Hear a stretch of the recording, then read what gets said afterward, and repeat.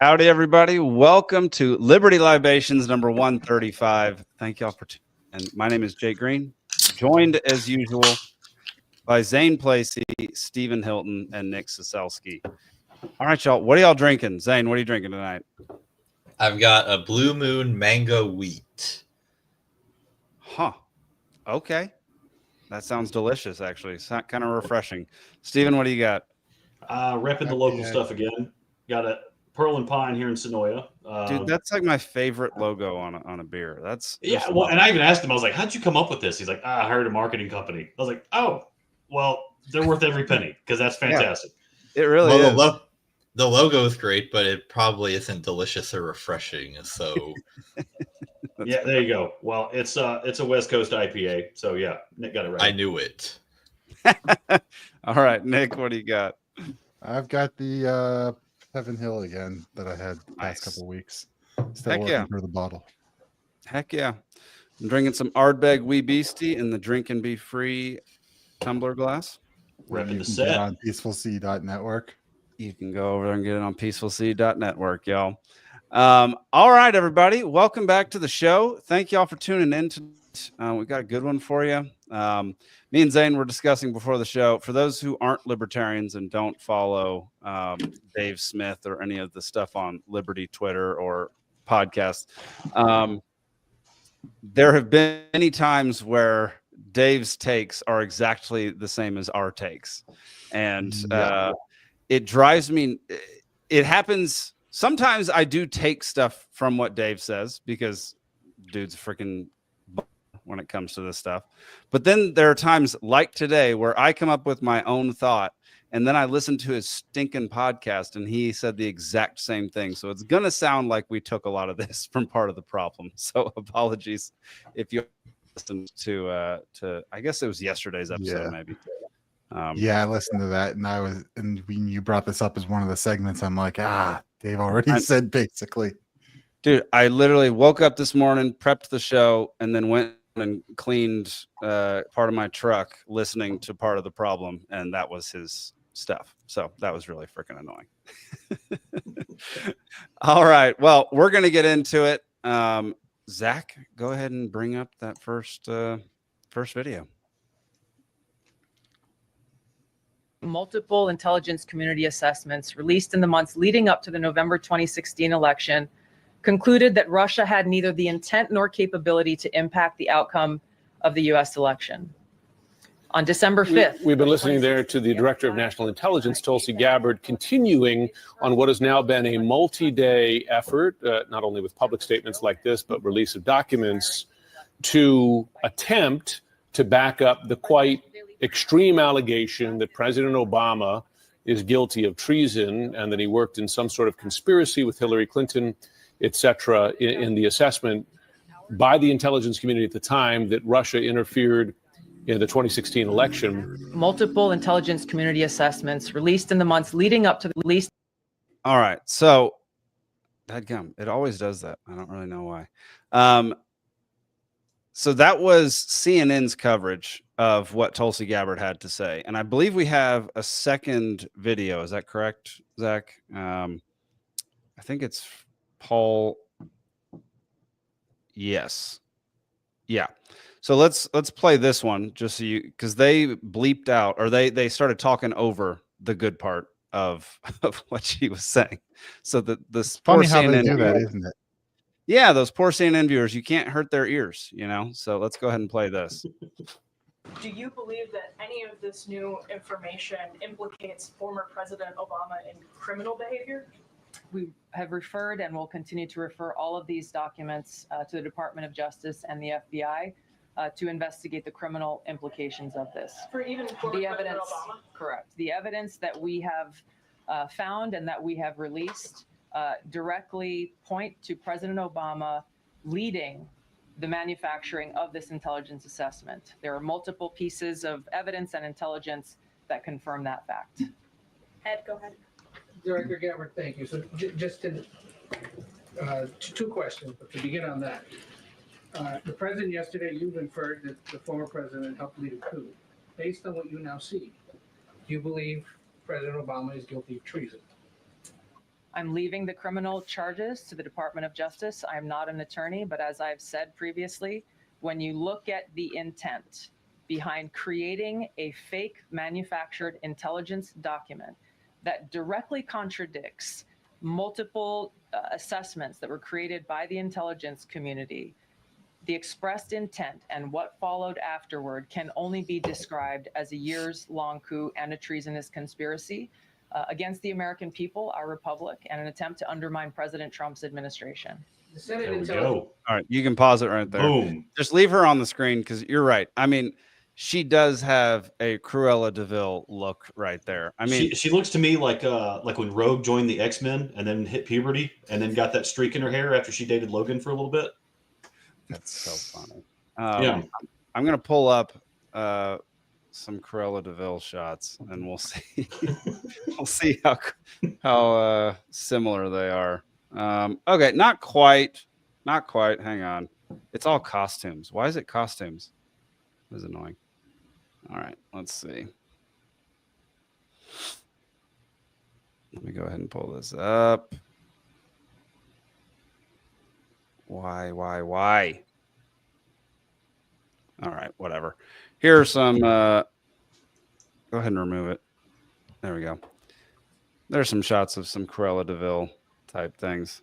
I mean, not identical, but definitely got some vibes going. Yeah, so I don't think that does her any favors. I think SNL made fun of her for exactly that. Well, look, instead of leading 101 Dalmatians, she is connecting dots here.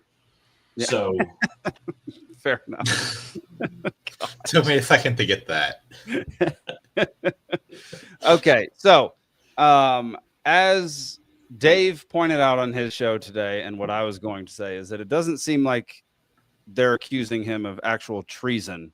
I think it's sedition, and we can Same pull thing. up. I mean, it's similar, but it's not. I don't think sedition carries the death penalty. You sure? No, now I'm not sure. So doesn't treason kind of also infer something enemies and wartime? And Yeah, let's see. I'm interested to see what it was. But yeah, so when they first announced this, my first thought, just like gut reaction in my heart, was like, hallelujah, something's going to be done. And then I remembered, oh wait, no, nothing's actually going to be done. nothing ever happens. Nothing ever happens. Yeah, Zane, we're about to say something. So I did just look it up, and according to Article 3, Section 3 of the Constitution, treason against the United States shall consist only in levying war against them, or in adhering to their enemies, giving them aid and comfort. No person shall be convicted of treason unless on the testimony of 2 witnesses to the same overt act, or on confession in open court. Now, as we all know, lawyers can twist any sentence to mean anything that they want, so you can be the judge of whether anything that Obama is being accused of is treason or not. But I just thought I would bring that to bear. Okay. Yeah, Stephen, what are your thoughts on them I mean, I don't remember the last time, other than them saying things about Trump, I don't remember the last time a president has been like formally accused inside the White House of treason. Well, I'm pretty sure Newt Gingrich speared Bill Clinton to the wall for sharing the nuclear secrets with China. I mean, Okay. that was the real reason for the Monica Lewinsky trial, because I was like, okay, we got you on perjury. That's low hanging fruit. But what was really going on in the background, they couldn't prove in court. So they just went with what they could do. Okay. But yeah, I mean, like before that, I mean, it goes back to, what was it? Was Madison in the White House last time there was treason or sedition? Jeez. Yeah, that's quite a while. Yeah. That's yeah. So, I mean, Yeah. Obama, I mean, there was a multitude of things. And I've pointed out before that while he was president, there were many impeachable offenses that never happened. Like declaring Congress at recess so he can pass the Cromnibus on Christmas Eve. Murdering American citizens without due process. Absolutely. But declaring Congress at recess is that's a slam dunk. You can't do that as president. The last time that was done was when the Federal Reserve was created on Christmas Eve.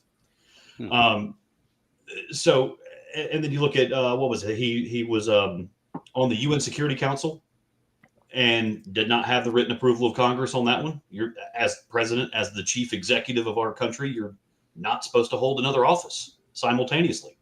Yeah, which seems very logical. Seems like a logical little rule. You can't serve two masters, homie. I mean, like that's plain and simple.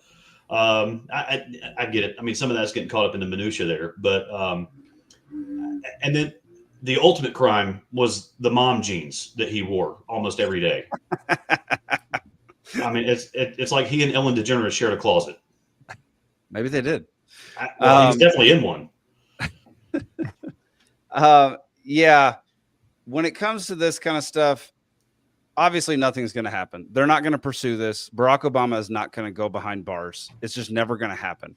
And the reason, and we all know this, is because then they would have to start locking up all the past presidents. And we wouldn't have a former president that didn't go to prison at this point.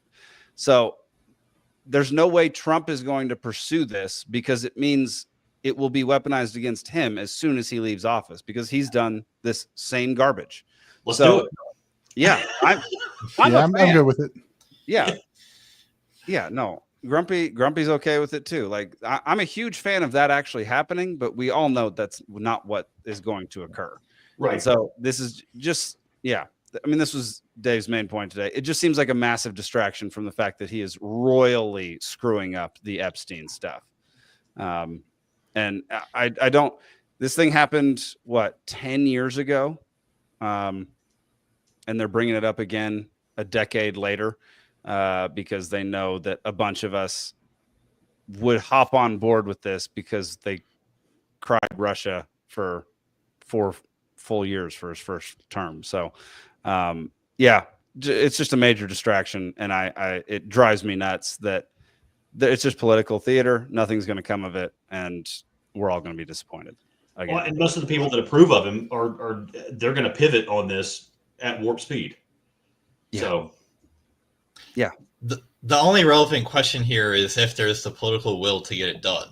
Because, as you say, if someone really wanted to, there's been the material to throw all these guys in jail going back for the past 50 years. And the reason we usually get for why it doesn't happen, even when a lot of people are clamoring for it, is, oh, we don't have the political capital, we'll tear the country apart, it's not worth it. Yeah. But you honestly have to wonder, in the environment that we're in now, where like everybody knows that, the Epstein stuff, there's a real there. And with it just all being brought out into the open now more than ever, just how corrupt all these people are, I honestly wonder if Obama did go to jail, how many people would even care? Like, I'm sure the late night hosts would pitch a fit, but no one cares what they have to say. I honestly think even a large portion of people on the left would probably be like, yeah, he probably deserves it. So now it seems like if there was ever a time where you could throw politicians in jail and the public would be okay with it, I think that time is now. But obviously the political class is not okay with it, so it's not going to happen. Yeah, it's going to negatively impact Trump's future if he goes after Obama. They're gonna bring up impeachment on him if he did it. Yeah. Again, there's enough squishy Republicans who want him out that would fall for it. Oh, you can't do that. This is political, blah, blah, blah. We got to impeach you now. Yeah. I mean, plus he's losing favor with so many people right now that's going to get easier and easier the more he avoids the whole Epstein thing and keeps deriding his own base. It's kind of crazy to see him say like some dumb Republicans still are obsessed with Jeffrey Epstein. It's like, well, that's probably half your base, man. Like, those aren't all dumb Republicans. I mean, there are definitely some, just like there are some dumb libertarians, but man, saying that as the president is wild. I found, that thing, I couldn't believe he said that. Well, whoever he's listening to is just the absolute wrong person right now. I mean, everything he's doing is wrong. Like the term started strong for the first, I don't know, 6 to 8 weeks there. You know, you had Elon going, you had this, you had a lot of stuff. Everyone's like, okay, this is something. And then, of course, when it actually came time to put that stuff into effect and codify it and actually do something, you know, there's always a reason you couldn't do it, whether it's the court that said this or someone said that, or, you know, we actually can't do this or whatever. There was, you know, Doge fell apart. Everything just, you know, he just chose the wrong side every single time, and he's taking the wrong side on the Epstein files, and he's really taking a hit on it. But you've got the Epstein stuff, you've got the Massey stuff, you've got the Doge stuff. Like that's, you know, it's all just everything in the past 2-3 months or so has just been the wrong decision. And yeah, that's going to keep chipping away at that base where he, you know, came in as a unifying candidate with a decent, you know, not a perfect, but a decent platform that a broad perspective get around, saying, hey, we need to worry about America and get stuff back on track. And that's not what he's been doing now. It's just like this scattershot of this and that and whatever Israel says. And I don't know. Yeah. Here's a question for you. Yeah. Because we all know that, you know, Trump has eaten a lot of McDonald's and drank a lot of Diet Coke in his life. And I'm not wishing anything upon him. I'm just saying, suppose that he secretly gets a terminal cancer diagnosis. Do you think anything about the rest of his presidency would change after that? Ooh, that is interesting. Yeah. I don't know, because he has family that he loves and love him. They can still do things to his family members that I don't know if he could stomach, and understandably so. Also, Warren Buffett drinks a Coke and eats McDonald's every dadgum day, and the guy's like 97. So that is not going to be a diagnosis of cancer. Yeah, exactly. I mean, like Ozzy Osbourne outlived Richard Simmons. So, you know, I think sex, drugs, and rock and roll is actually superior to this working out and dieting stuff. So I do have some theories on that, and I think it's the worry about it all the time is what kills you. It's not whether or not you're eating healthy or not. It's about whether or not, if you are trying to eat healthy, if you're worrying about it every second of every day. Yeah, absolutely. But that's a completely different topic. So, I think Trump would, you know, if he did kind of secretly have something going on, which there's not much of a secret. I mean, the leg swelling stuff, I mean, that's a sign of either congestive heart failure or renal failure. Could be any number of other things, but, you know, at his age, given his proclivities, that's probably what we're looking at. And then he's got that, there's like a bulge in the lower leg of his pants. And some people think he walks around with a catheter. Now, is there a medical reason for that? Or is he just that much of a hardcore businessman that he has no time to be old and have to pee every 30 minutes? I hope they just start wheeling him around on a porta potty. That would just be my favorite thing.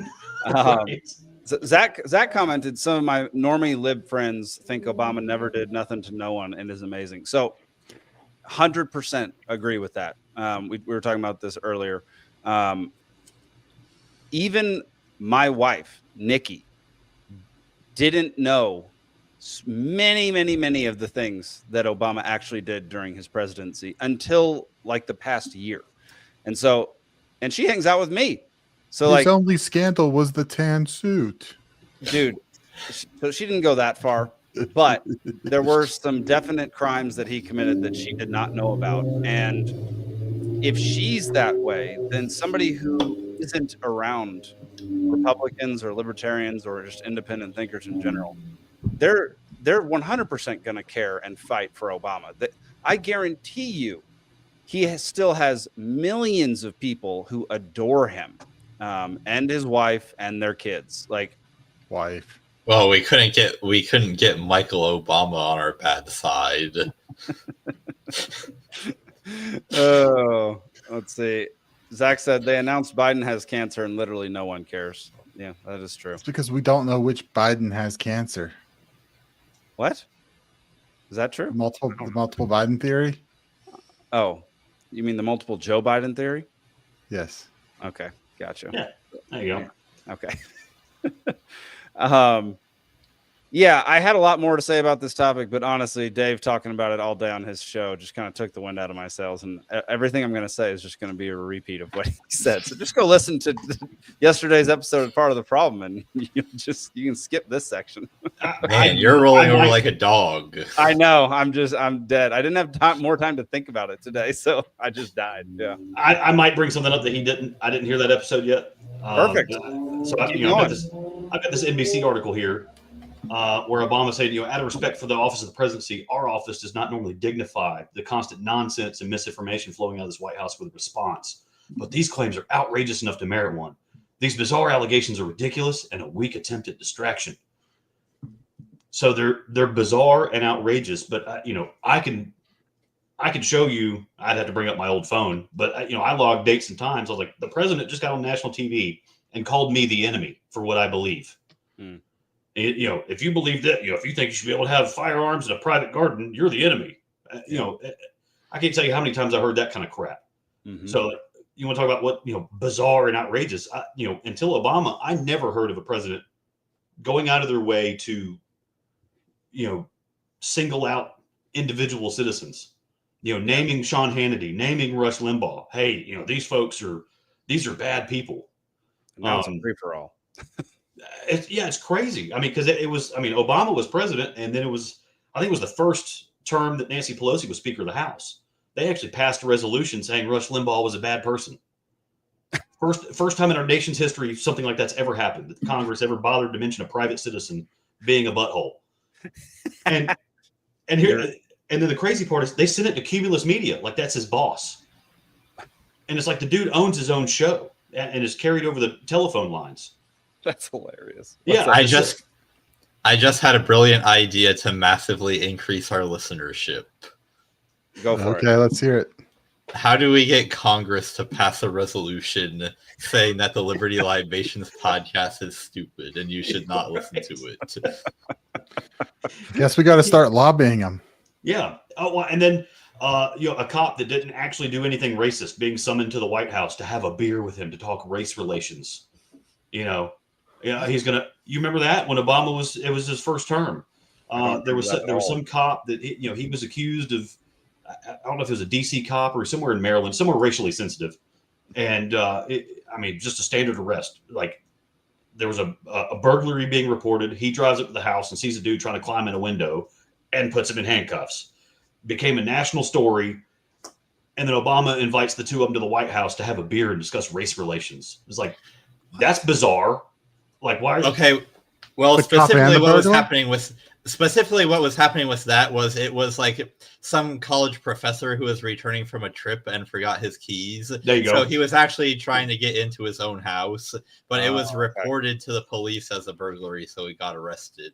But then he obviously got really angry about it. So then Obama invited them both to the White House. It seems like that's a reasonable thing if you see someone breaking into a house and you're not sure, that you'd call the police, and then that could be sorted out in the end. Oh, where's your ID?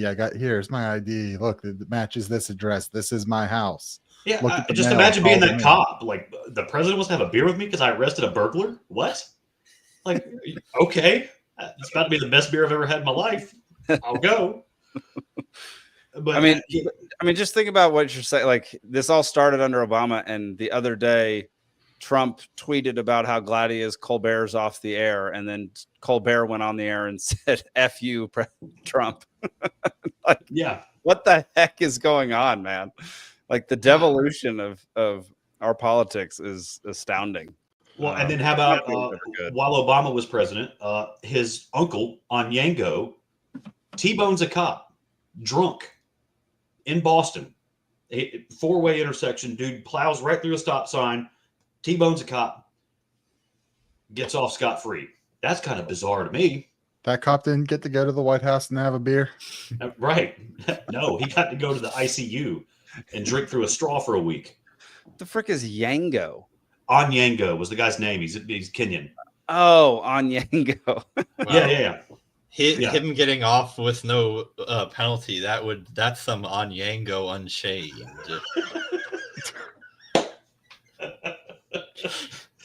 But the list goes on and on and on. Yeah, we could go on for days, and we could also obviously repeat Dave Smith with a lot of other things. But I mean, he was the drone ranger. He dropped more bombs than any other president in history.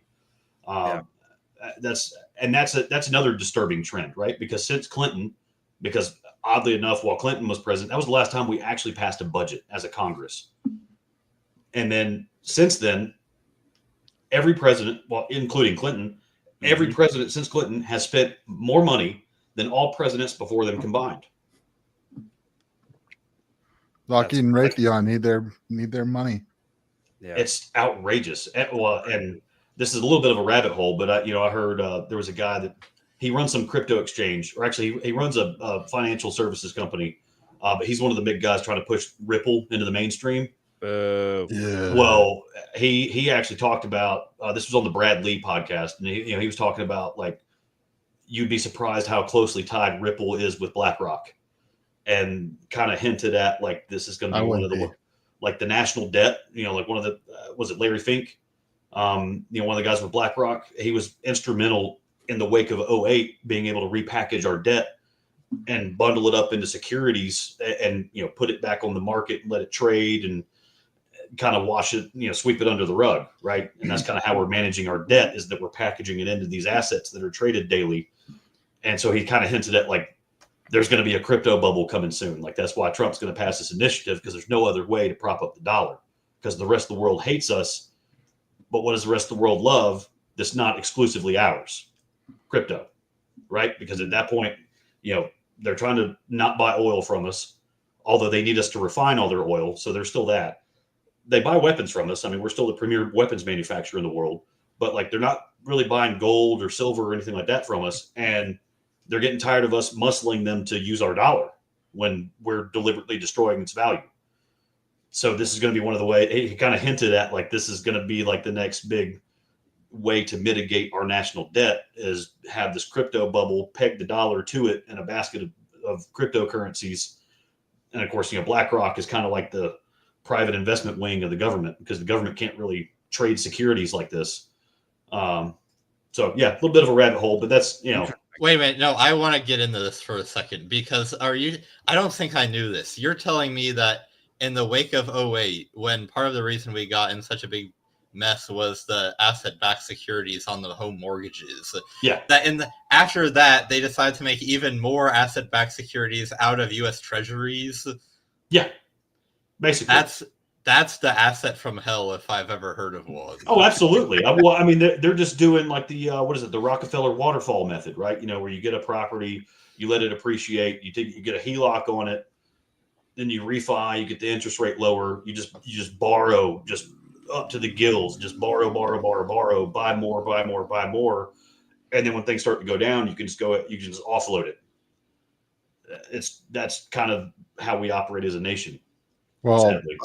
I think, it is right what you're saying there. I see stable coins as being a lot of that asset that's being used on that. I don't know if a basket of crypto actually would be the right asset, but the USD, the Tether, the USDC, mostly Tether, as that's the big one.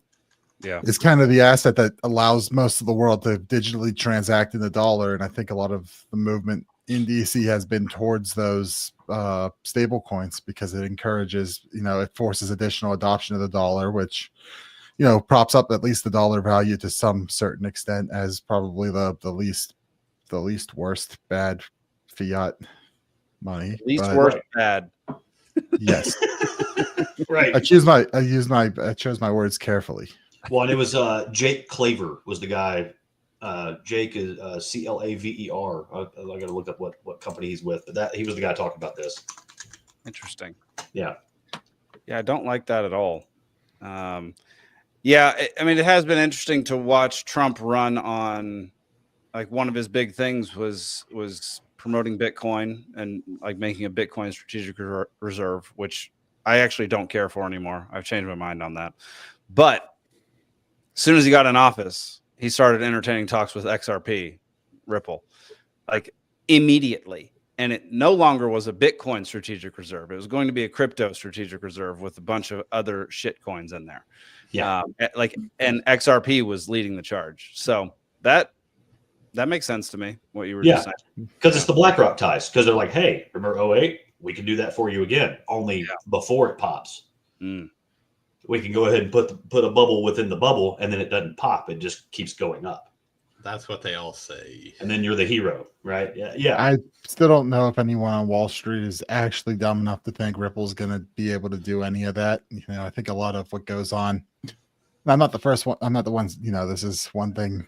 Bank of America and 7 other major international banks are pretty well sold that it can handle the SWIFT system. Well, yeah, but how Ripple's been operating is they spend a bunch of money to get to a deal, and the founders have a giant stock of it, so they're just selling off anytime the price goes up to line their own pockets, and they go and they get a deal, and they make a giant press release, and then nothing happens. I mean, Ripple's been around a decade at this point. Yeah, and they have absolutely nothing to show for it. It is nothing except it's just press release. I mean, it I guess is peak fiat in some way.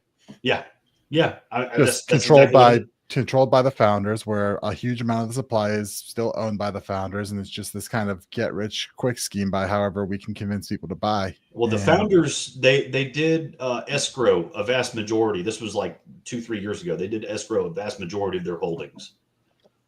So that's one of those things where it's part of that deal was that there's a certain amount that's burned every so often. They do still have a massive stakehold, but I don't even think it's like what Michael Saylor has with Bitcoin. He's got so much Bitcoin. He's got 3% of the supply right now. Yeah. It's just wild. It's insane. Yeah, that guy's an animal. But yeah, the Digital Ascension Group is who that guy's with that I was talking about earlier, and he said like they'll be the custodians of this stuff, and they'll even like pay you interest for holding it. Man, so that doesn't go anywhere bad ever, right? Ever. Yeah. I mean, my getting back on topic a little bit, my conclusion from this whole thing is it's just a distraction. We're never going to see the end of it. And if you're going to lock up Obama, just go ahead and lock up Bush, Clinton, Biden, Trump, Jimmy Carter, every single president we've had since George Washington. Just dig them up and lock them up. I don't care. Yeah. Take them out of Arlington, screw them all. Yes. Yeah. Yep. They all deserve it. They all are felons. They all committed crimes against humanity. Especially Woodrow Wilson. Yes, I was about to say dig Woodrow Wilson up and put his body on trial. No. I think don't put him in jail. Don't put him on trial. Just put him in the city center and let us throw things at him for eternity. What were you saying, Zane? I think there are a few I could make an exception for. Like we shouldn't dishonor the memory of Grover Cleveland or Calvin Coolidge. Why Grover Cleveland? We don't need to get into that. Cleveland was all right. Well, okay. So if Obama is locked up, though, I do still hope he has the rights to narrate more nature documentaries for Netflix. David Attenborough is not getting any younger, and you got to admit he's got a great voice. He does. Yeah, no, he does. You think he would be openly gay if he was locked up, or just gay for this, or just claim to be gay for this? I'll tell you what. Let's put him in there with Tiger King and figure it out. All right, let's move on to the next topic. I think Tiger King follows Grumpy on Twitter now, or Mad Dog, one of the two, or both. All right, bring up here we go. Ukrainians protest after Zelensky signs controversial law stripping independence from anti-corruption agencies, follows accusations of warrantless raids targeting corruption investigators. Let's see. Okay, leave it on this image for a second, because doesn't that dark green jacket look so similar to the uniforms of all the officers on board the Death Star? Like, he looks like he's about to get choked out by Darth Vader. He has that worry in his face a little bit. He does have the worry in his face a little bit. Let's see. If you're unaware, the National Anti-Corruption Bureau of Ukraine, NABU, goodness gracious, the Star Wars reference right there. Wow. Oh, And the damn. Specialized Anti-Corruption Prosecutor's Office were established as fully independent bodies in 2014. Fully independent, just after the coup that we helped stage. Interesting. And designed to investigate and prosecute high-level corruption free from political interference. NABU conducts criminal investigations while SAPO supervises the cases and brings them to court, functioning without influence from the president, parliament, and other executive bodies. In recent months, NABU expressed criticism over what it described as politically motivated actions by the Security Service of Ukraine, including warrantless raids on staff, which they alluded were meant to undermine investigations and intimidate employees. Zelensky signed into law a contentious bill that effectively places the country's two top anti-corruption agencies under the direct authority of the prosecutor general, an official appointed by the president himself. So there you go. So, quick question on this: Are Yeah. one of these offices the office of the special investigator prosecutor that Biden flew there and told them to fire when he was looking into charisma? Oh, yeah. I'll look Gotta be. that up. Y'all keep chatting about this. Yeah. I mean, what a special prosecutor, that'd be part of SAPO.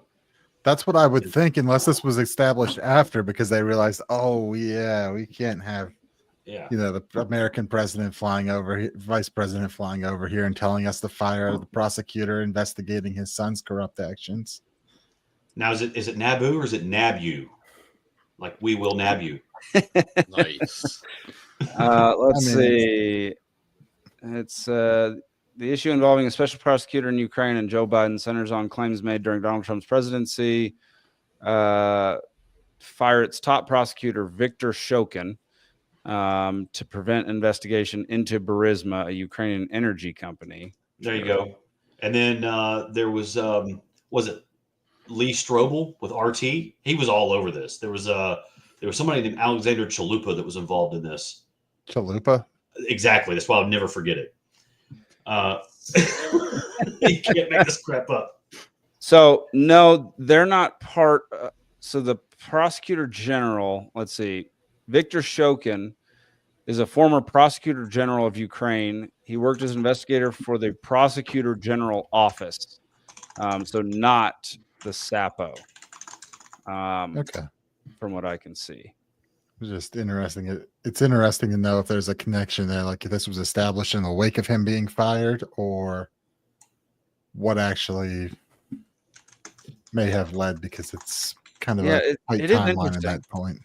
It's weird. Because below it says, let's see, Shokin's removal played a central role in the Biden-Ukraine conspiracy theory, as it was falsely claimed that then U.S. Vice President Joe Biden extorted the Ukrainian government into firing Shokin to thwart an investigation into Burisma, a company tied to his son, Hunter Biden. But the World Bank, International Monetary Fund, European diplomats, and anti-corruption advocates in Ukraine say Shokin was removed because he failed to pursue Ukrainian politicians for corruption, and that they intervened before Biden did.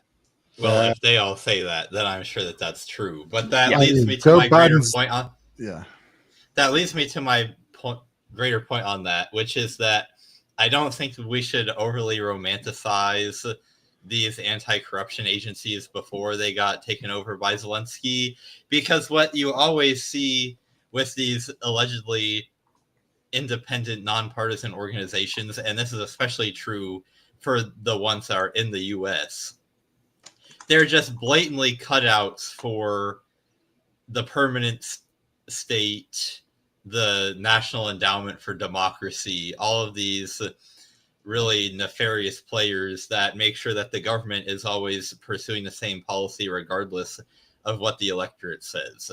Now, in this case, we see that it's being taken over by someone who's obviously just a wartime dictator, which is actually even worse than a CIA cutout. But let's not imagine that these anti-corruption agencies were really doing that much beforehand, because if they were, Zelensky himself probably would have been removed by now. That's exactly right. He's already a tyrant. This doesn't make him more or less of a tyrant. He already was one.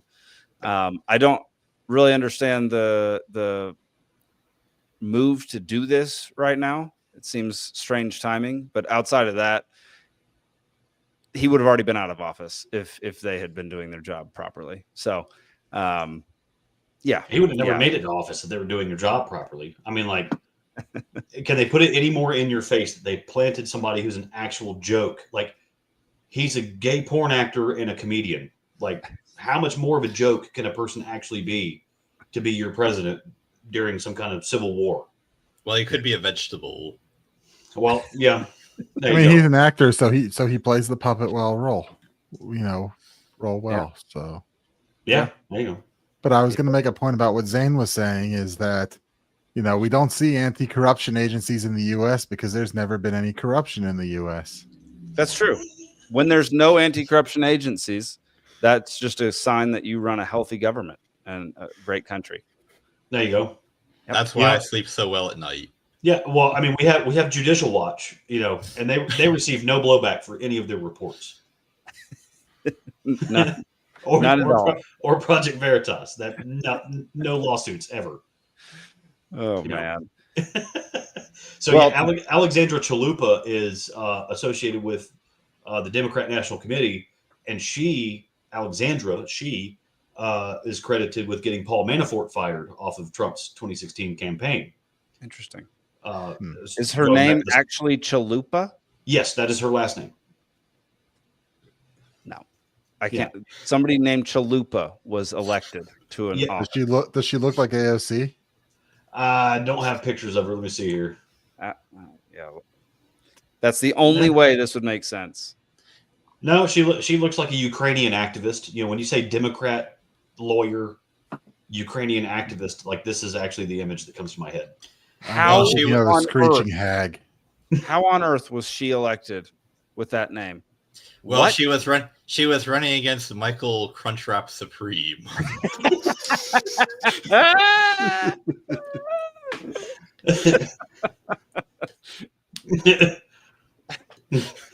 was really good. There we go. And her campaign theme song was sung by Nachos Belgrande. There we go. Yeah. Oh my gosh. Well, to tie the first two topics together, Trump is now sending more weapons to Ukraine. So, yet another reason to lock him up, and yet another time he went against one of his campaign promises.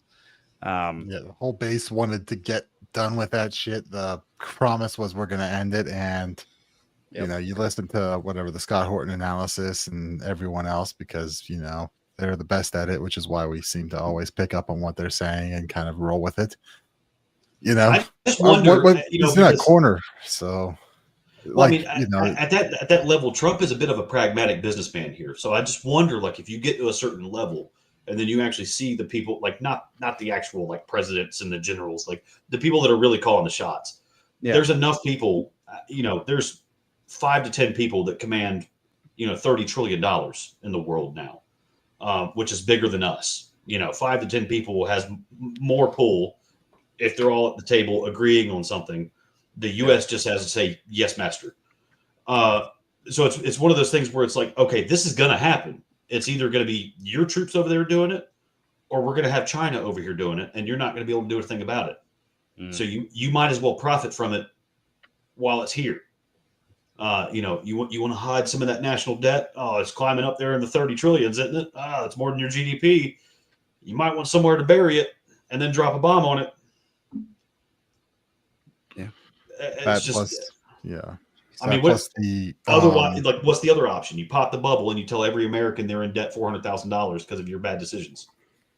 This is actually why I sold off all of the government bonds in my portfolio, because when I realized that I'm in favor of repudiating the entire national debt, it was a little bit hypocritical of me to actually hold the same exact bonds that I want to be repudiated. Why do you have government bonds at your age? Well, I don't. I sold all of them. Why did you have bonds at your age? Oh, last October they were doing it was 9% for a 6 month. It was something wild. Bitcoin's been 20% every year, so who cares? Yeah, about just put all your money in Bitcoin. What like the T-bonds, the short-term US T-bonds last year for a brief time were matching Bitcoin's returns. Very short period of time. It was a very short period, but that's Fair enough. One Fair of those enough. investments is going to zero, and it ain't Bitcoin. Yeah. Well, yeah, I don't have much more to say on this unless somebody else has something interesting. I just, thought this was something we should address. I do want to point out one thing that doesn't get talked about enough. That this war in Ukraine, it's real easy just to declare them some old Soviet vassal state that doesn't really matter. We all look at maps and everything like that and think of them as small. I mean, it's a really large country. I think it's about half the size of what we have. There's like 95 million people there. Like it's a big, significant country. So significant, in fact, that half of Africa starves while they're at war. Yeah, because they provide a lot of the the phosphate fertilizers for the rest of the world. It's a massive percentage of it, actually. It's like 30 something. It's like a third or more. It's a lot, and it has not been going out the door for like 2 years now. Yep. So it's what's that doing to our agriculture? I don't know. You keep hearing reports now. The big Republican tagline these days is agri-terrorism. These Chinese farmers are coming over here throwing mold spores in the air, trying to kill my crops. It all ties together. There's you don't have to be Carrillo DeVille to lead the dots on these Dalmatians. How do you Exactly. how do you think the Zelensky presidency ends there? Because I can't think of it being good. I can think of he's going to get murdered in the street after he's going to get Gaddafi'd. Yeah, that's what's going to happen. One can hope. It's either that or he's gonna get smart and he's gonna hop on a plane and end up in DC before that happens and get asylum here, I guess. Yeah, but that would be smart. Is there any option besides with those two things? Is there any way that it ends, where he's still president afterwards and then just retire with some sort of peaceful transition of power where it doesn't become the next Libya or Syria. Even if there is a peaceful transition of power, if he doesn't get out of Ukraine, he's not going to live.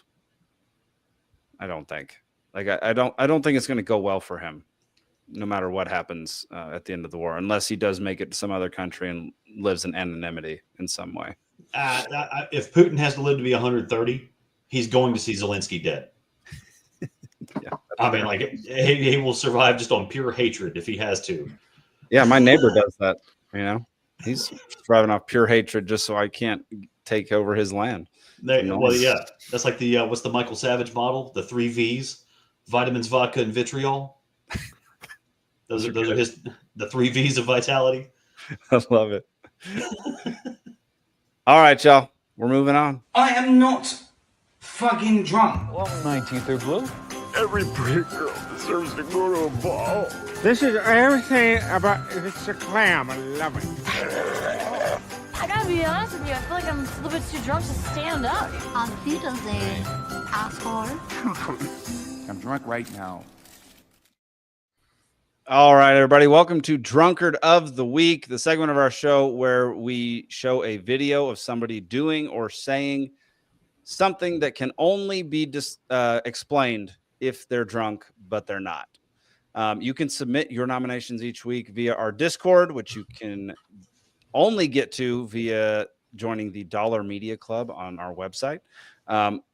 Or you can submit through X. You can tag us on X with hashtag Drunkard of the Week or hashtag Drunk and Be Free, or just tweet at us. Any of those 3 options. This week, there you go.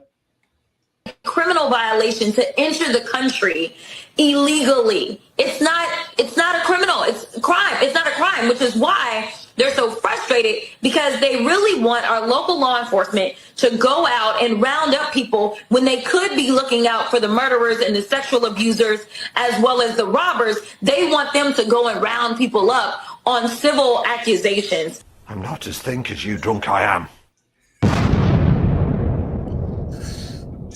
That was Jasmine Crockett saying that it is not a crime for an illegal alien to cross the border illegally. And what they're really trying to investigate is how much an Uber ride costs between her eyeballs. It's at least $7. It's at least $7. There you go. I hope that next time, I hope in 2 years when the Democrats retake the House, they make her a speaker. Jeez. The most hilarious thing about this clip is when she says the police shouldn't be looking at illegal immigration. The police should be looking at real crimes like murder and theft. But I'm sure that she's actually in support of the police not looking into those things either. Yes. Yeah, I'm certain you're correct. Yeah. Well, only if committed by illegal immigrants. Yeah. I don't know much about Jasmine Crockett. Where is she from? Where does she represent? Texas, I think. Yeah, I think Houston. Okay. Which explains a lot. Well, she's obviously a mathematician, right? Because if an illegal immigrant does something illegal, that's a double negative and they cancel. Yeah. Then they're just an immigrant. That's some basic math. Yeah, right. That's sad for Texas. That sucks. Okay. Well, there's our drunk these are shitholes. Yeah, everything's bigger there, even the idiots. All right, let's throw the next video up on the screen, Zach. Oh, sorry. There you go. Texas man broke into a woman's home while she was using the restroom, and now he's suing her for what she did to him. She ran out of the bathroom and tackled this guy because she played college rugby and knows how to do that. And now he's face down on the carpet. She's sitting on his back, and he's just kind of flailing there. He can't get out. And remember, she had to use the restroom, so she continued to do so while she was sitting on his back and waiting for police to arrive. Now, was it necessary for her to take her defecation and rub it in his eyes so that he couldn't see? I mean, I don't know if there's a specific law in Texas against that, but her defense lawyers are pretty confident that there's some jury members who are going to see that as common self-defense. Police asked the woman if she even knew this guy, and she said no. It turns out he works at a local shipping warehouse where she orders from all the time, and he memorized her address, and he liked the size of clothing that she wore, so he became infatuated with her after he looked her up online. And then he tried to break into her house while she was using the restroom. He's suing her for the medical bills related to his pink eye, and he also wants her taken to jail for unlawful detainment as he was pinned down to the carpet. Sounds like common self-defense to me. That castle doctrine. Exactly. Exactly. Well, I mean, Texas did set the precedent for what was it? There was I forget the guy's name or where it was, but it was in Texas. He comes home and the babysitter was groping his daughter, and the dude proceeds to beat the guy's face in with his bare hands. And then, as he should, the offender's family tried to sue him, and the Texas judge was like, what was your family member doing to this guy's daughter? And they're like, that's irrelevant. He's like, that's exactly what we're talking about. And I would do the same thing. Well, there's nothing to talk about here. Yeah. You know, bury your dead, clean his house. I mean, it's what she did to that guy is maybe my favorite form of self-defense that I've ever heard. She literally rubbed shit in his eyes. Like that. I mean, it's grotesque and disgusting, but I mean, it's not. It's incredible, and I love it. If I weren't married, you know. Well, given this for me, this guy's proclivities, maybe he liked it. Yeah, maybe so. Yeah, what kind of stuff was she ordering from this shipping facility? You know, it was. There's a lot of There's a lot of questions there on. Yeah, he just picked this one house out of. Yeah, based off of closings, I don't know what to think on that, but yeah, I don't know. Dude's a weirdo. He kind of gets what he deserves on this, and I would never vote to convict if I were on that jury. No. Can we build a statue in her honor? Like, that's incredible. I shudder to think what the statue would be. Yeah, I don't know what to. Would it be in situ?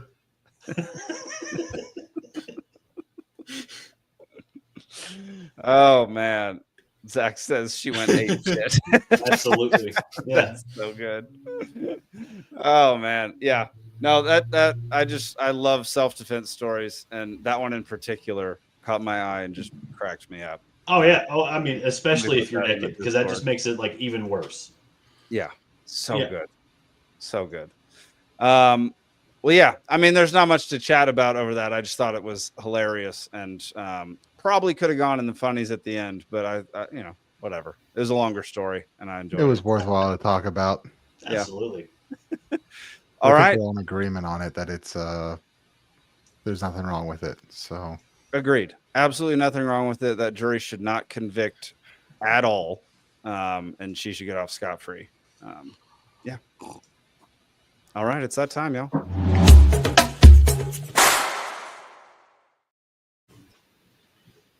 Swap. All right, let's see. Zach hasn't selected the. Did Zach dip because he used his last? Like, oh, not that one. There we go. There we go. Can everybody hear it now? Yes. Yep. Bingo. All right, Zane, take it away, brother. All right, everyone. Welcome to another round of Libations Trivia. As usual, we've got trivia in 3 rounds. Round 1 is 8 questions, 1 point each. Round 2 is 6 questions, 2 points each. Round 3 is 4 questions, 3 points each. If you are in the audience, please answer, and we will take the first audience answer that is not an obvious joke. Yes. Oh, sorry. I should probably put him on stage, huh? For tonight's categories, round 1, I've got 8 more haikus for you. Round 2, lists. I wonder why that could be a category. And if, in case you're not in the Discord, which definitely all of you should be in the Discord, join the Dollar Media Club. We get access to all our conversations in the Discord. But if you're in the Discord, you will know that I've recently finished reading all 881 pages of Human Action. And to celebrate this, I will have 4 questions about human action for you. One question. Read it in German, though. 222 pages. There you go. What's the chance that nobody gets any of those questions right about human action? Because it's probably some obscure fact that seems blowing up. All right, we have 2 rounds of trivia tonight, y'all. Yeah, here we go. Round 1. Question 1. The French for what food translates literally as apple of the earth? I was just singing this to my toddler yesterday. What? Yeah. You're singing in French? Yeah. That's the only way to really speak French is to sing it. Oui, oui, oui, baguette.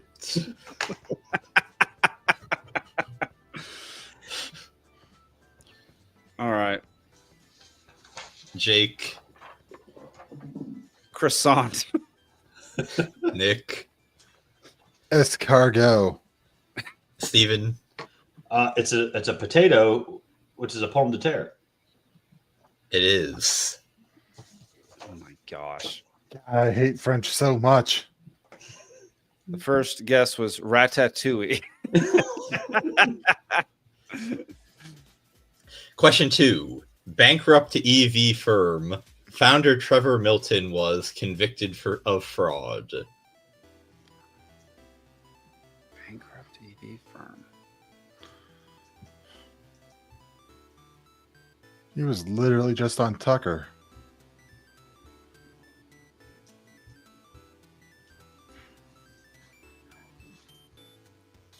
I mean, I guess time's up. Jake. I don't have anything. I just put Tesla. Nick. You took the last name instead of the first name. It's Nicola. Steven. Oh, I said Rivian. I wasn't sure. Audience says Fisker, but it is indeed Nicola. I remember. I literally listened to his interview with Tucker today. Dad, it came out like today or yesterday. I made a few bucks off the short squeeze of that stock several years ago. Interesting. Oh, Zane, we have a new rule. Whoever is in the lead has to answer first. Got it. There you go. Question 3. French Sun King Louis had this regnal number, same as Pete Rose jersey. Why are we so French heavy today? Seriously, what is wrong with you? No comment. I do not remember. Je ne sais quoi. Oh. Jenna said what? All right, time's up. All right, Nick. Louis the 14th was the Sun King. Steven. 16th? I might be losing my head here. Jake. Yeah, I put 19. It is 14. Oh. I do not remember that being Pete Rose's jersey. Bummer. Question 4. Cartoon studio of the Flintstones, the Jetsons, and Scooby-Doo fame.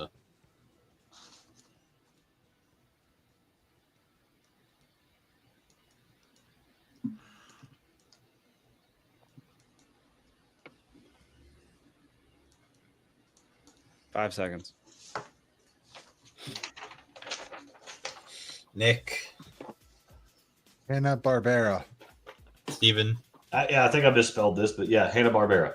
I did not Jake. remember. I just said Cartoon Network. Audience also says Hanna-Barbera. It is Hanna-Barbera. How do y'all know that? I remember the credits. I grew up without the internet, so I read labels on shampoo bottles when I was in the bathroom. And We grew up the same time, Steven. Shut your mouth. I watched all those shows, and I don't remember that. They had a cute little jingle at the end of every one, and it flashed the screen and did the label. Y'all are cheating. Freaking cheaters. Question 5. He spent a few years building up resistance to iocane powder. What? I'm going to have 0 at the end of this game. I don't even know what iocane powder is. Well, that would make it tough to answer the question. Yeah, no kidding. Time's up. All right, Nick. I'm going with Sigmund Freud. Steven. I said Hulk Hogan, R.I.P. Jake. I said Zane. No. Okay. Audience has it because it is Wesley, aka the Dread Pirate Roberts from The Princess Bride. I've spent the last few years building up a resistance to iocane powder. There was just zero context with that question. 0. I did not know it was a make-believe world. Well, that's everything too bad. is. Question 6. Spooky lit genre of Flannery O'Connor and William Faulkner. You lost me at Faulkner. Yeah, I'm familiar to a point with Faulkner. I don't know what this is asking. You know, the genre that they wrote stories in. 5 seconds.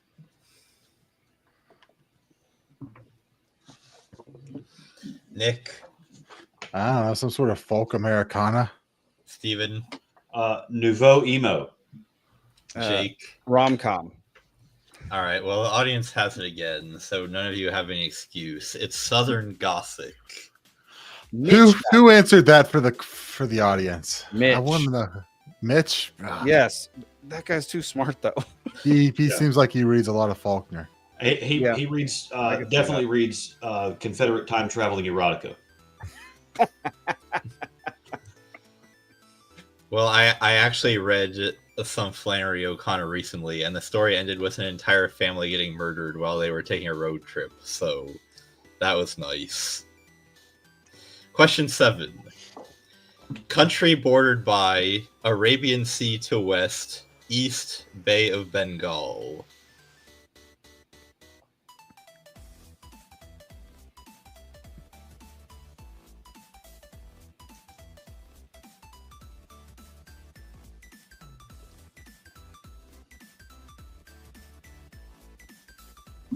Five seconds. Nick. I'm not convinced of this, but I think it's Iran. Steven. This is not my first or second notion here, but I'm saying Oman. Jake. Saudi Arabia. All you guys overthought it. It's India. Ah. Arabian Sea touches India? Yeah. Yeah, I couldn't remember which side. Dadgummit. Okay. I'm gonna have to look at a map. I can picture it in my head. I just chose the different. Yeah, I messed it up. Question 8. Convert 10 degrees Celsius to Fahrenheit. Closest gets the point. Dadgummit. 10 degrees. Celsius to Fahrenheit.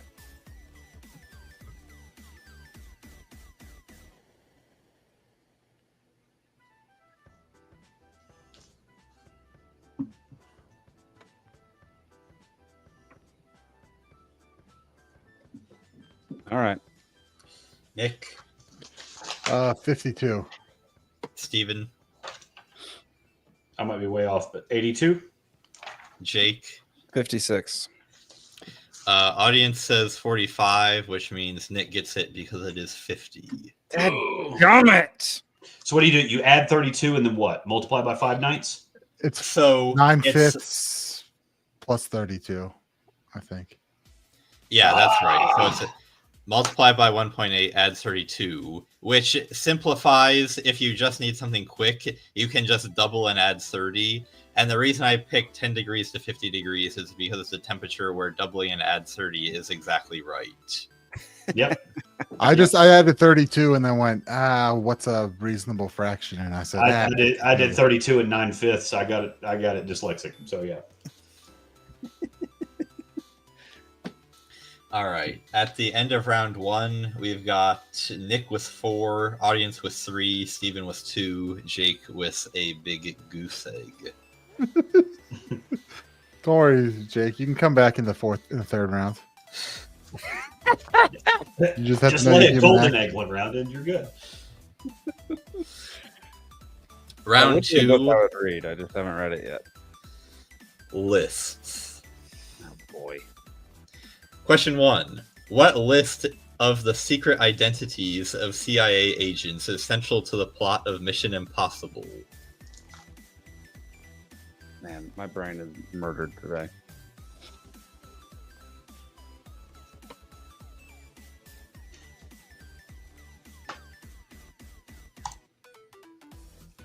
Welcome aboard, some quack.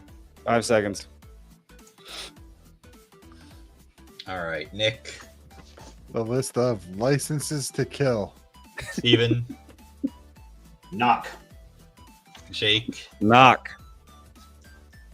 Audience also has it. It is the non-official cover, aka the knock list. Jake spells the word cover with a K, but I'll allow it. Question 2. A list of approximately 1,000 employees of an enamelware factory is most closely associated with what man?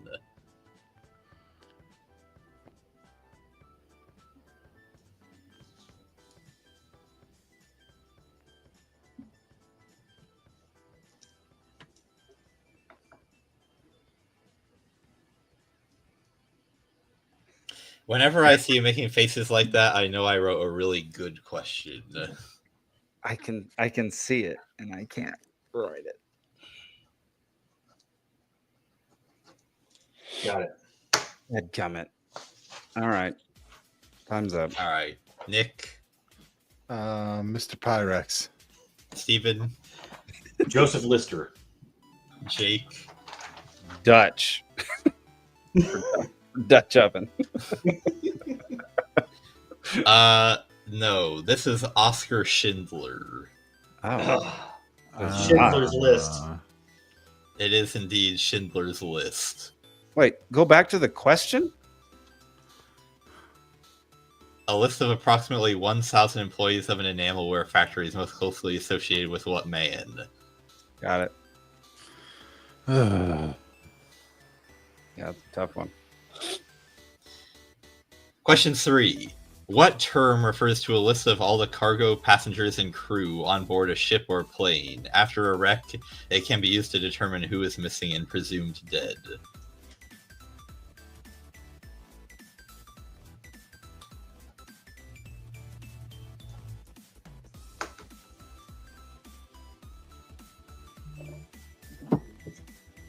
5 seconds.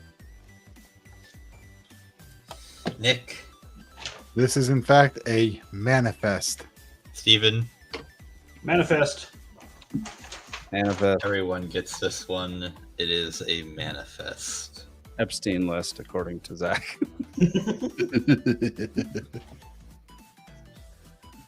Question 4. King Ashur-nasir-pal II was a ruler of what empire? Around 870 BC, to celebrate his new capital at Nimrod, he held a feast of 2,000 cattle, 25,000 sheep, over 30,000 birds, 10,000 fish, and most importantly, 10,000 jars of beer and 10,000 skins of wine. Gang, gang. All right. This question is brought to you by the book A History of the World in 6 Classes, which is very good. 3 seconds. Nick. I'm going to go with Babylonian. Steven. I said Babylon. Jake. Babylon. The audience also says Babylon, but it is Assyria. Wow.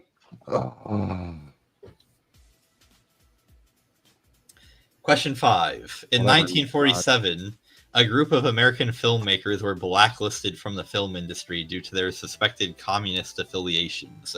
What term soon came to refer to the group?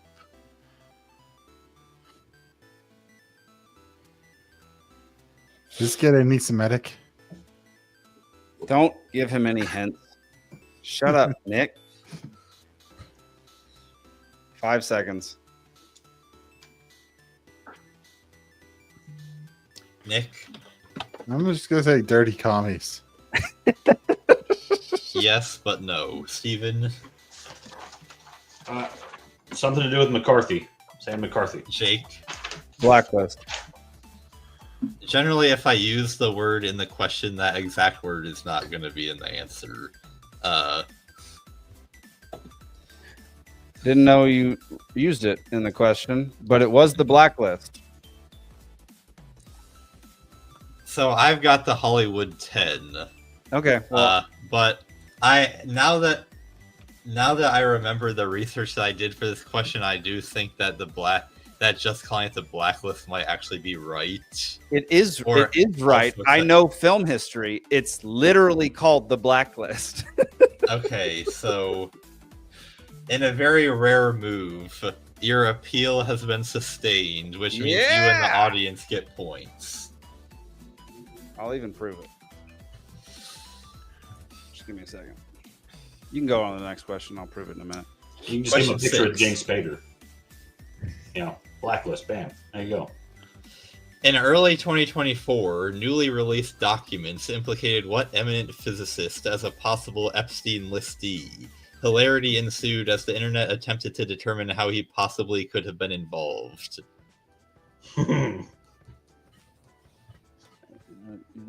I knew we had to get into Epstein somewhere. To determine how he could possibly have been involved.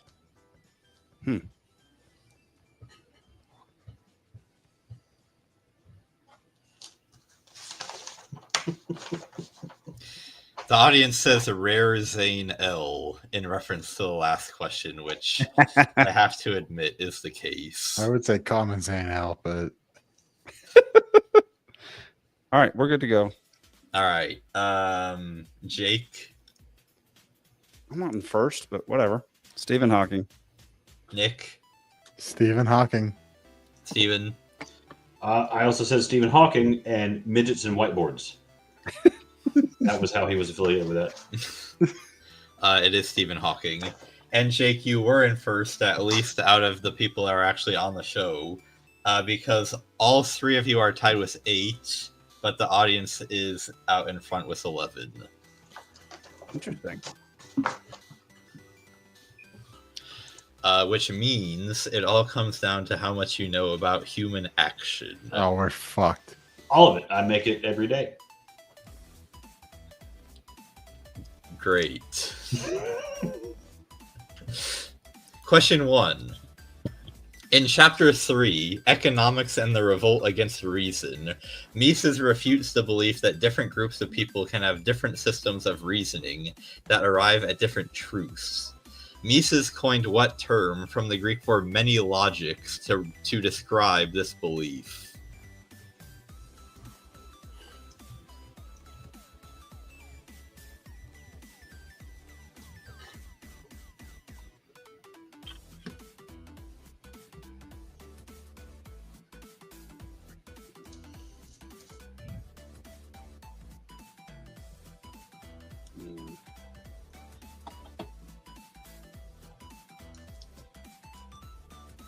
All right, time's up.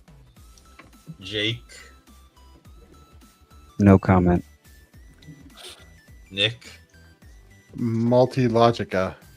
Steven. I'm saying polyagorism, and I drew a picture of an upside down pineapple. Some quack says polylogy. You guys are going to be so mad. Polylogism. Audience gets it. Unbelievable, some quack. Unbelievable. Someone's spending too much time reading Mises and not enough time doing other stuff. Damn it, gum. Question 2. In Chapter 17, Indirect Exchange, Mises explains that money derives its value today from everyone's memory of its value in the recent past. Ultimately, this means everything used as money must have been valued only as a commodity at some point in the past. This argument is referred to as what theorem? If you talk to Peter Schiff, he will tell you that this means Bitcoin is not money, but I actually think that Bitcoin can fit into this framework just fine.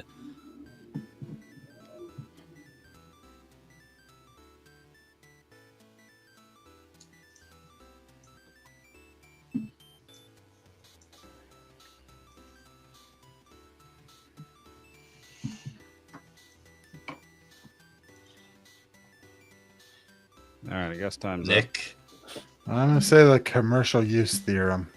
Jake, up. Say the ephemeral theorem. Steven. I was going to say the scarcity theorem. Audience says the utility theorem. 4 valiant guesses, but this is called the regression theorem. Because the value regresses at each point in the past back to its original. And Mises is wrong. I'd have a lot of arguments against this, I think. Question 3. In Chapter 20, Interest, Credit Expansion, and the Trade Cycle, Mises illustrates how the expansion of the money supply, specifically via the loan market, causes entrepreneurs to begin projects that cannot ultimately be finished due to the lack of capital goods available. What term describes such projects? A bust must result when the projects are liquidated and workers seek new employment.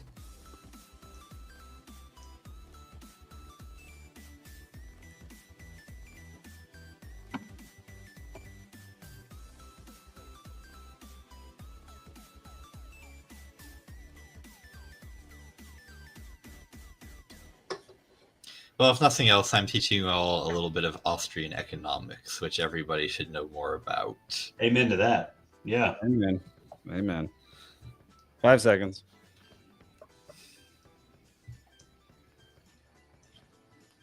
Grumpy says California, which I agree. The entire state is one big project that should have been abandoned long ago. All right. Nick? I'm going to say an artificial boom, because the boom gets started with an expansion of credit. The Fed sets rates lower. Are you starting to get it? Come on, you guys remember the song, right? Oh, the Hayek versus Keynes rap battle. Yes. Yeah, I saw that. Jake? I said ghost. Steven? I'm writing dead end as we speak. I was just going to say dead end. I don't know. Specifically, this is called malinvestment. Fuck, I think that was in the song. All right, last question. In chapter 26, Mises argues that socialism is unworkable as a mode of social organization because, without the benefit of prices generated from the market, central planners cannot engage in what critical activity. No matter how much technical information is available to the planners, they can never know whether they have succeeded in best satisfying the wants of consumers.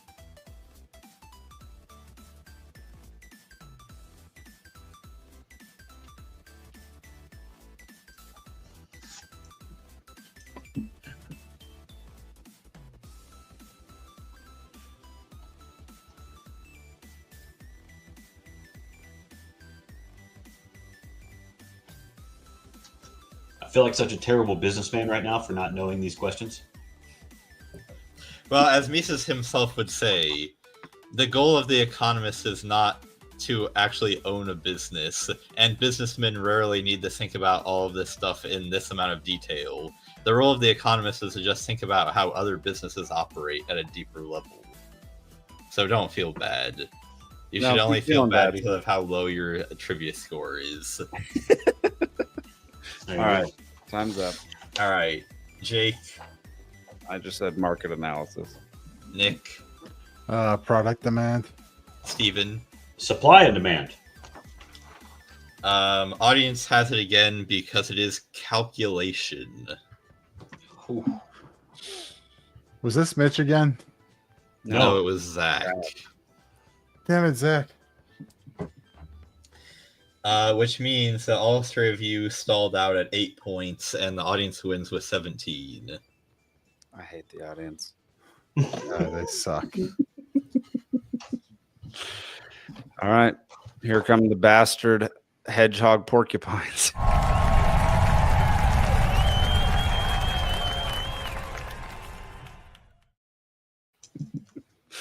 Are they devolving in front of us? Like, is that? What's that? They get worse every time I see them. All right, I got to pour another drink because this next is literally just filler. So if anybody has any specific topics they want to talk about, I would love to entertain any topics at this exact moment. There were a couple things in the chat that I didn't want to cover for topics this week. So I don't care at all about what's happening between Candace and Macron. So we're never going to cover that on this show. Drives me nuts. I couldn't care less. Just shut up about it. That's for other shows. I don't care. So here's one that the Libertarian Party would be interested in and might actually get a nod from somebody fairly famous these days. Glorilla, the rapper, the female rapper Glorilla, whose actual name apparently is Glory Hallelujah Woods. She lives in Glory Hallelujah. I mean, at least now I know where the name kind of comes from, at least. Sort of, yeah. So, she lives in Metro Atlanta. She lives in Forsyth County. She gets she lives near burgled. She gets burgled. She wasn't home at the time, but somebody breaks into her house. There's people there. Whatever the burglars came for, they didn't get because they got shot at. Somebody was in the house, shot at them. Cops get called. Cops come. While they're doing the investigation, analyzing the bullet holes and what have you, there is a strong odoriferous scent present, and they trace it to the master closet and find copious amounts of marijuana, whereby she gets arrested because someone came to her house on private property looking for trouble. Wow. I feel like as an initial analysis of this, it's really going to, I don't know. I guess it comes down to how were the cops invited in and things like that, because like what exactly happened, because they may not be able to withstand that, that might not withstand scrutiny in court. Because that's also not plain sight either. Well, right. I mean, obviously, I smelled something. We're talking about Forsyth County. Shout out Jared Bell. We're talking about Forsyth County. So whoever this cop was obviously listens to Ben Shapiro. and he gets in the house and feels some kind of duty to do something because he recognizes, hey, this is Glorilla we're talking about. I don't even know who that is. So neither do I. Just know the name. I don't. Yeah, really. don't even know. She's one of Lil Boosie's proteges. You're just talking. That doesn't help. You just used a word I don't know to describe another word I don't know. Well, hey, tell me you didn't grow up watching TRL without telling me that. Deal. Yeah, right. I'll say this. This is a reason why people don't trust cops and don't like cops at this point. Like, well, exactly. If you're a cop and you get called to someone's house because someone tried to break in, at least me, I'd be, even if I smelled weed or whatever, I don't give a shit at that point. It's like, all right, let's worry about the person who tried to break into your house, not whatever fucking weed you have in your closet. Because if I'm the cop and at that point, like, okay, obviously I smell weed, and then I realize, like, oh my god, I'm in Glorilla's house, like, because that's what she raps about, is like, her music is bumped in the prison cells. She's from Memphis, Lil Boosie, she's a gangster. That's her whole persona, right? So, like, if you're familiar with her and her music, you're gonna go, obviously there's something here. I'm in her house, but I'm here because she is currently a victim of something. So you analyze the situation. Okay, are there children here?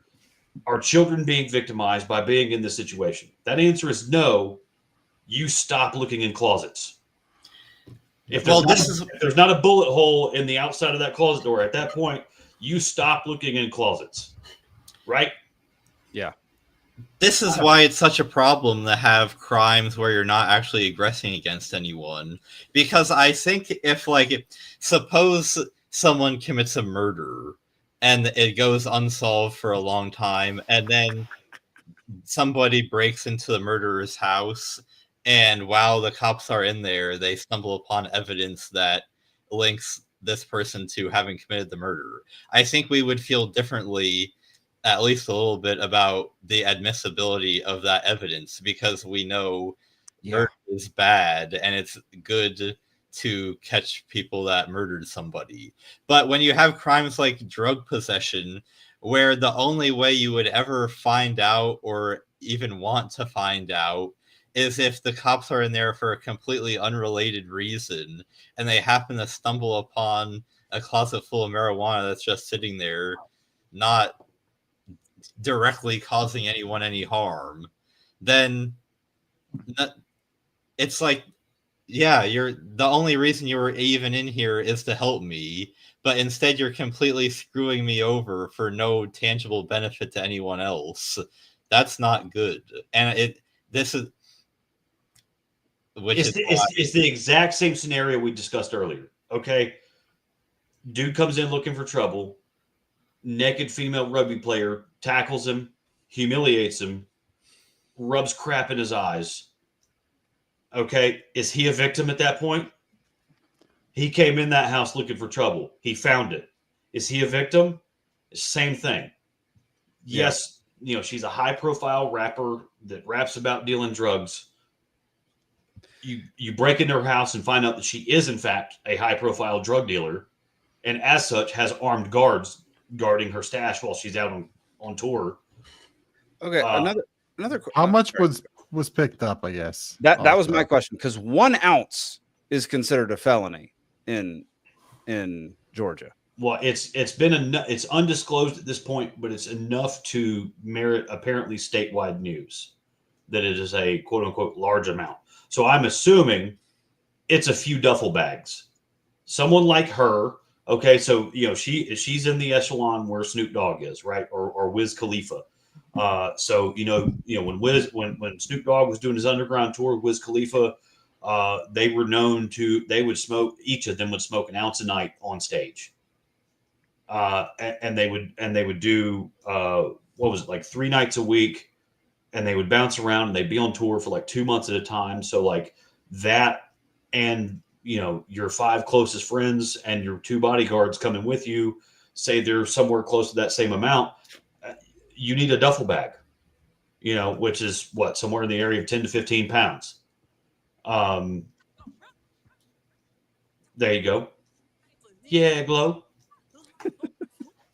I mean, it's a significant amount. I don't think really, what's it matter, right? It's a few pounds plus. I'm assuming it's at least one duffel bag, if not 2 or 3. But if you factor in her protege and the profile of tour, I mean, like, so she just did a concert tour recently, right? It was a few months ago. It was the beginning of spring. Yeah, there you go. It was the beginning of spring, but it was somewhere here in the Southeast. I think it was Chattanooga. It was somewhere in the Southeast, not far from where she's from. She's from Memphis. The concert was shut down because people in the front area, like, it was not a mosh pit. It was a fight. Like, it was a gang fight. And she had to, she could not perform because her quote unquote fans were like in a fight in the audience. So like, that's the kind of lyrics that she does. That's the kind of genre she's in. That's the kind of, fan base she commands. And apparently she really is about that life. But the fact of the matter here is she was a victim in this scenario. Like I'm saying, like, are there kids involved? Where did the kids stay? Was this in one of the, did she have like a 7-year-old and like this was her closet? Hang on. So I'm reading an article on TMZ, which take this for what it is. This is in response to the initial thing. The 3 suspects fled. No injuries have been reported in the incident. The sheriff's office said, Glow's attorney said jewelry was stolen. Deputies executed a search of the area with canine teams and a drone unit. Detectives also responded to the scene, and deputies reportedly detected a strong odor consistent with illegal narcotics. A drug task force was summoned, and a search warrant was secured for the house. A significant amount of marijuana was discovered in plain view in the closet of the master bedroom. If they're going in with drones and a canine team already to investigate a burglary, you've got to think there's at least a chance that they were going in with the intent of trying to find drugs from the beginning. Yeah. Yeah, most of the time the cops, when it comes to a, attempted burglary, they're not going to bring in drones and canines. They're going to go, there's not much we can do. We'll take a report, and if something happens, it happens. Well, so flashback to here in Fayette County, just from what I know from, when my mother still worked at the sheriff's office, Rick Ross moved into Vander Holyfield's old mansion, and he was raising hell instantly. And they would arrest him, and that didn't go well because what he would do just as a flex he would bail out the entire holding pod anytime they arrested him, which is a mountain of paperwork, which means you're calling people in. It's instant overtime for like 7 other people. It kills your budget as a sheriff's office. It was absolute hell every time. And they would arrest him for something, and his lawyer would come in and just wipe the floor with him. So it's one of those things where, like, if you come after somebody like that's high profile enough, not to say that Glorilla has Rick Ross money just yet.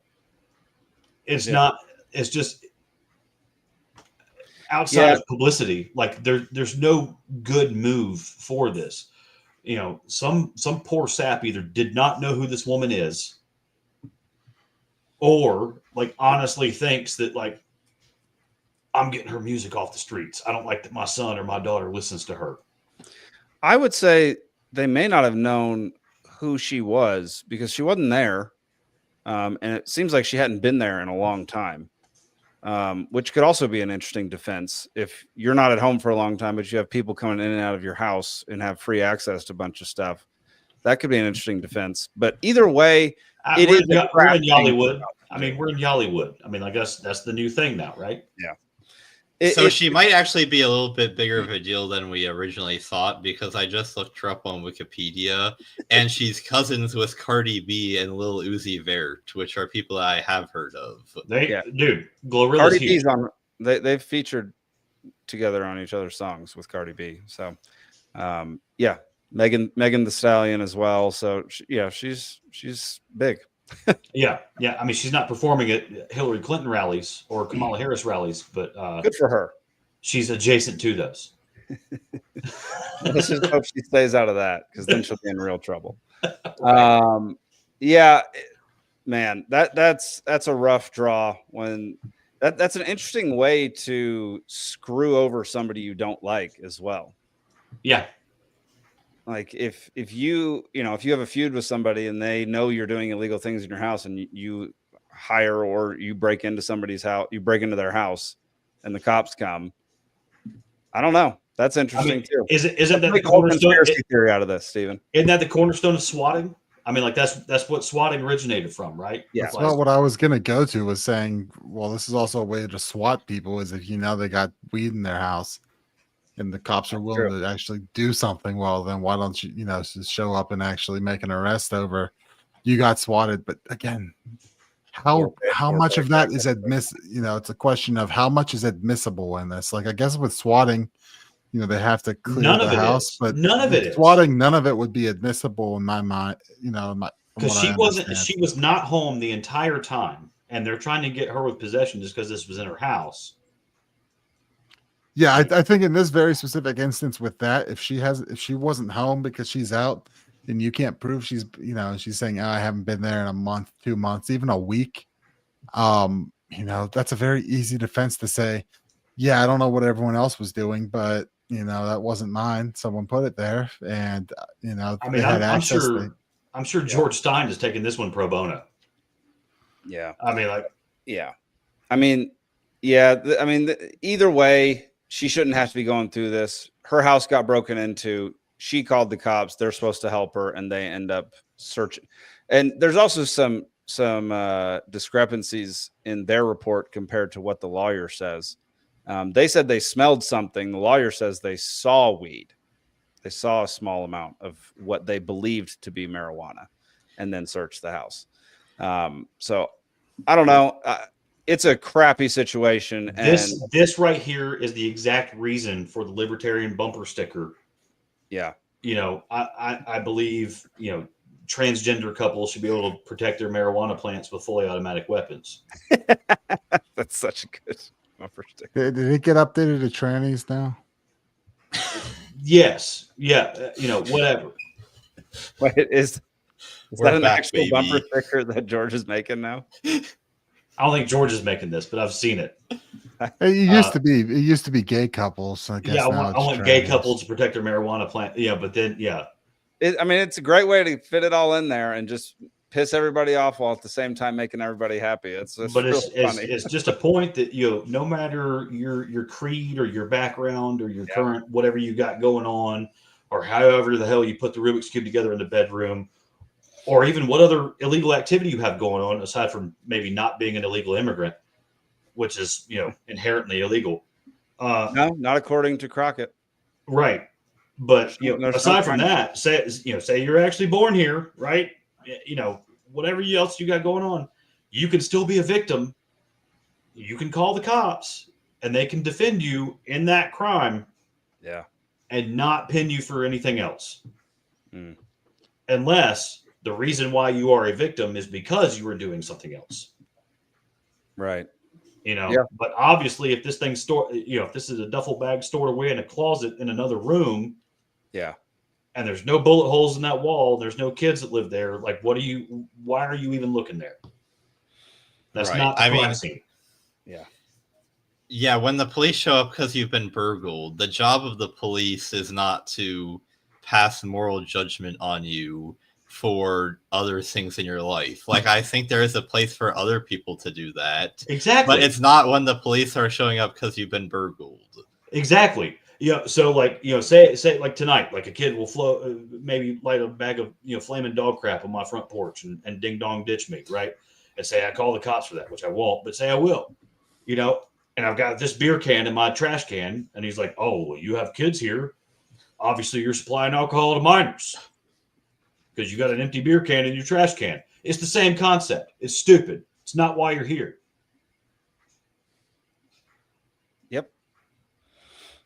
Yep. I agree. I completely agree. I think it's definitely an overreach and definitely not in the job description for them to do what they did. I hate to say it, but I'll be interested to see what happens in this. Right. Yeah, exactly. I don't want to follow this, but I'm going to. Hey, if nothing else, man, there's going to be a fire track coming out of it. I'm sure it's going to get dropped. I mean, it's going to the top of the charts chart. To take this shit on. Yeah. Seriously. Maybe Rick Ross will actually team up with her, and she can film it from Rick Ross's house. because they're only an hour and a half away. All right, y'all. We're going to move on to the cool down. We're going to get out of here a little early tonight. So for everybody out there, head on over to peacefulseed.network. Check out our other shows. We just wrapped season 1 of The Cascade Effect.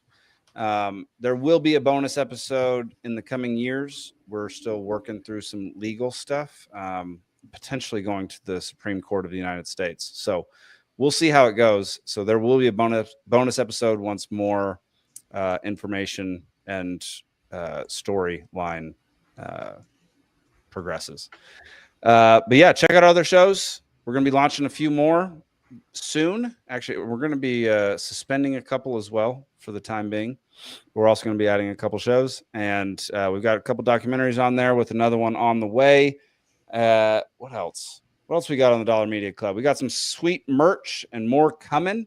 We're going with a full Bitcoin standard, so you'll be able to pay with Bitcoin on the website very soon.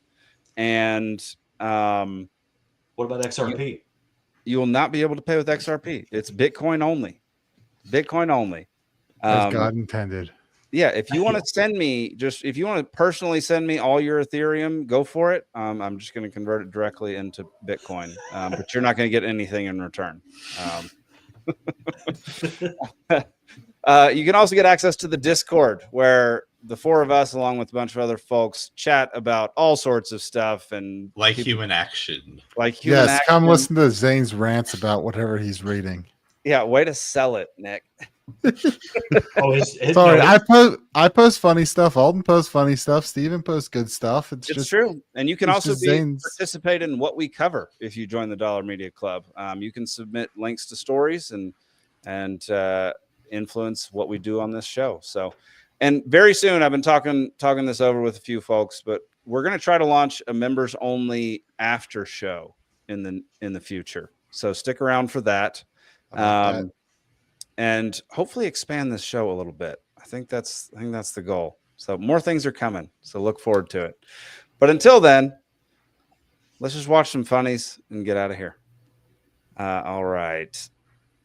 Let me pull up the first one. Here we go.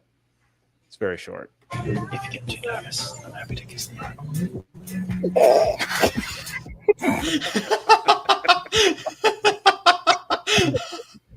In 800 plus weddings, anyone deserves. I thought that was so good. If you get too nervous, I'll be happy to kiss the bride. That's so great. All right, keep an eye on in this one. Keep an eye on the dog on the left-hand side of the screen. So why don't you slide?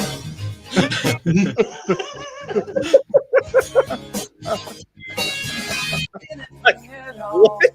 How did that dog do that?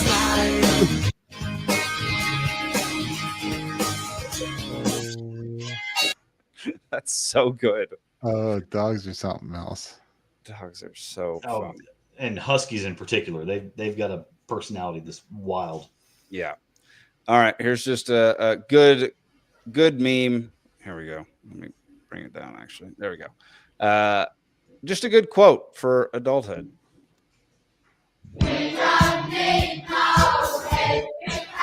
Says adult is saying, but after this week, things will slow down a bit over and over again until you die. Oh my God, I've been saying that for 5 months. I have actually been saying that for 5 months. Welcome to adulthood. Yeah, right. So true. All right. This is a knock on my own Dallas Cowboys. So here you go. Daniels and Jalen Hurts were both born, grew up in life, went to college, became pro athletes, and still made the NFC Championship game before the Cowboys. That's great. Born, grew up in life, went to college, drafted, became pro athletes, and made the NFC Championship game. Oh my God. Before the Cowboys. And Hurts was in the Super Bowl. Oh my goodness gracious. That's great. That's so painful. Wow. It's true and very sad. Because what was it? 95 the last time? 95 was the last time against the Cowboys were there against my Steelers. Yep, we whooped them. Who's the quarterbacks for the Giants now? Are we about to Neil get O'Donnell, the Giants in the grumble, NFC grumble, Championship grumble, Neil too? O'Donnell, fuck Neil O'Donnell, grumble, grumble, grumble. Grumble, Yep. grumble, grumble. Sorry, that's not a name that you hear in good in good words about Pittsburgh anymore. Fair enough. All right, final one of the night.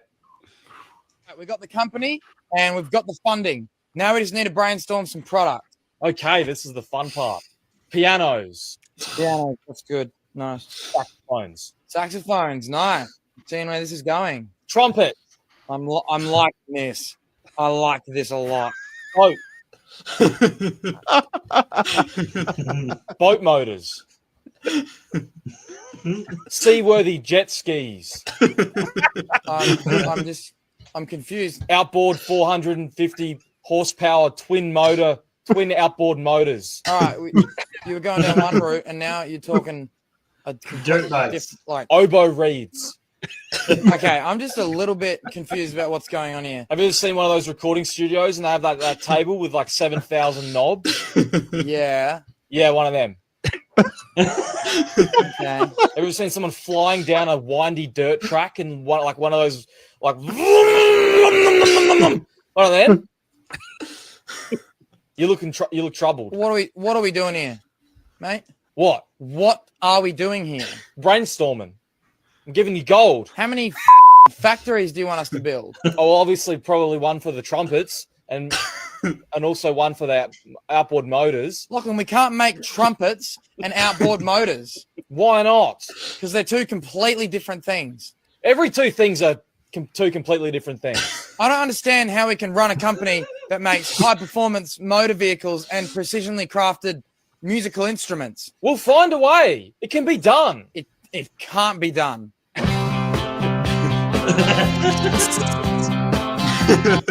Lachlan went on to make $300 billion and lead both the outboard motor and musical instrument industries simultaneously. All right, we got. Yep. So stinking good. If you don't, I have a Yamaha keyboard from the 80s at that's my dad's hilarious. house. That's so funny. Yeah, if you don't follow that guy, Lachlan Fairbairn. Yeah, Fairbairn. I went down a rabbit hole with his videos because that dude is hilarious. Highly recommend. Great follow. Let's see. TBM Riot says, "Hello, my handsome boys." What up, TBM Riot? I think you're on the wrong channel. There are none of those here. There we go. Fairburn Films. I don't know what Zach's talking about. All right, y'all. That'll do it for this week's episode of Liberty Libations. Rip Ozzy Osbourne and Hulk Hogan. Rip Ozzy Osbourne and Hulk Hogan, two people that I never cared about and probably still won't care about in the future. Well, Hulk Hogan, though, with him down now in terms of legends born on August 11th, it's just me and Steve Wozniak. I think Woz has you for a little bit still. Whatever. He's got to jump and swing up to hit me at the knees, homie. It did not go where I thought it was going to go. So thank you for that, Stephen. All right. Anybody else got any last words before we head out? Joe Rogan was also born on August 11th. Oh, yeah. You're not beating that one, Stephen. We're a long ways off from beating Rogan. That guy might live forever. All right, y'all. That'll do it for this week. Tune into other shows. Go over to peacefulseed.network to learn about all of our other shows, including some that we distribute and don't produce, such as the Junto podcast, which came out with a new episode yesterday, and it's freaking awesome. Former Green Beret Edgar Mills podcast. Edgar's awesome. He's incredible. He's the best. Great guy. So go check it out, and we'll see you next week on Liberty Libations.